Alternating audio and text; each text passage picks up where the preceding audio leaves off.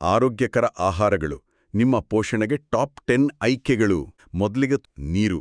ದಿನಕ್ಕೆ 8ರಿಂದ 12 ಕಪ್ ನೀರು ಸಾಕಷ್ಟು ನೀರ್ ಕುಡಿಯೋದು ಅಂದ್ರೆ ನಮ್ಮ ಎನರ್ಜಿ ಲೆವೆಲ್ಸ್ ಸರಿಯಾಗಿರತ್ತೆ, ಬಾಡಿ ಟೆಂಪರೇಚರ್ ಕೂಡ. ನೀರಿನ ನಂತರ ಇವರು ಡಾರ್ಕ್ ಗ್ರೀನ್ ಇವನ್ನ ನ್ಯೂಟ್ರಿಯೆಂಟ್ಸ್ನ ಪವರ್ ಹೌಸ್ ಅಂತಲೇ ಕರಿಬಾದು. ವಾರಕ್ಕೆ ಕನಿಷ್ಠ 3-4 ಸಲ ಆದ್ರೂ ಅದರ ಜೊತೆಗೆ ನಾರಿನಾಂಶ, ಧಾನ್ಯಗಳ ಬಗ್ಗೆ ತುಂಬಾ ಒತ್ತು ಕೊಟ್ಟಿದ್ದಾರೆ.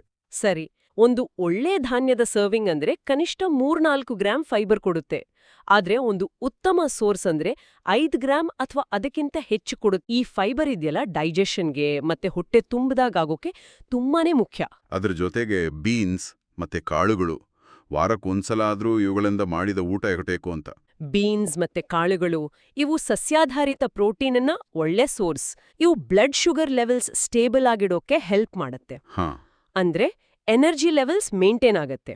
ದಿನಕ್ಕೆ ಒಂದು 25 ಗ್ರಾಂ ಸೋಯಾ ಪ್ರೋಟೀನ್ ತಗೊಂಡ್ರೆ ಅದು ಕೆಟ್ಟ ಕೊಲೆಸ್ಟ್ರಾಲ್ ಇದೆಯಲ್ಲ LDL ಅದನ್ನ ಕಡಿಮೆ ಮಾಡುತ್ತೆ. ಹಾರ್ಟ್ ಹೆಲ್ತ್ಗೆ ಬಂದ್ರೆ ಮೀನು ವಾರಕ್ಕೆ 2-3 ಸಲ ತಿನ್ನಿ ಅಂತ.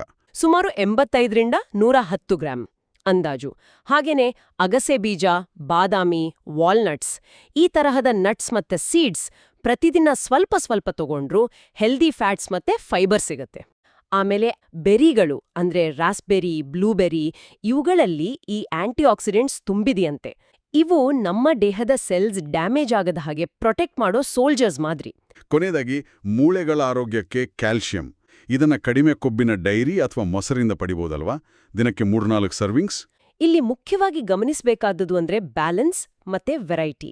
ಹೆಲ್ದಿ ಈಟಿಂಗ್ ಅಂದ್ರೆ ಅದೇನೋ ಕಷ್ಟದ ರೂಲ್ಸ್ ಫಾಲೋ ಮಾಡೋದ್ಕಿಂತ ನಮ್ಮ ಪ್ಲೇಟ್ನಲ್ಲಿ ಬೇರೆ ಬೇರೆ ತರದ ಪೌಷ್ಟಿಕಾಂಶ ಇರೋ ಆಹಾರಗಳನ್ನು ಸೇರಿಸ್ಕೊಳ್ಳೋ ಒಂದು ಪ್ರಯತ್ನ.